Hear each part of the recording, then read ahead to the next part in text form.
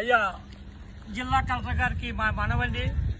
జిల్లా వ్యవసాయ అధికారులు కాకినాడ రూరల్ మండలం గ్రామంలో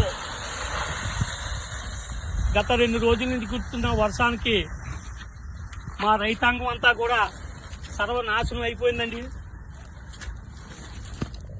మొన్న పోయిన శుక్రవారం శనివారం 2 రోజులు దాదాపుగా 200 ఎకరాల పైసీలకు మేము కోతలు మొదలు పెట్టాము.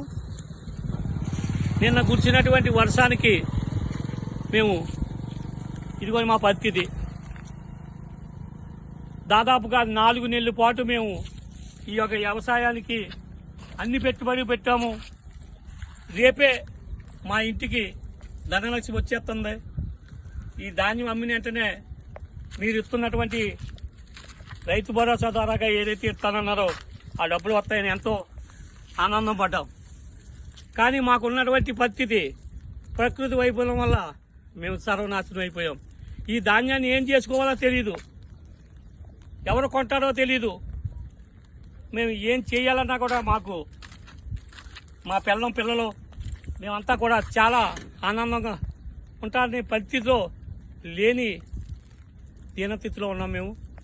దయచేసి ఎటువంటి నిబంధనలు కానీ ఎటువంటి ఆక్షన్ కూడా పెట్టకుండా మా ఉన్నటువంటి ధాన్యాన్ని ఏ రకంగా తీసుకుంటారో మీరు ఎమర్జెంటుగా మీ యొక్క వ్యవసాయ అధికారులకి ఇచ్చి వెంటనే మా యొక్క దగ్గర ఉన్నటువంటి ధాన్యాన్ని కొంటారని మీరు కోరి ప్రార్థిస్తున్నాం.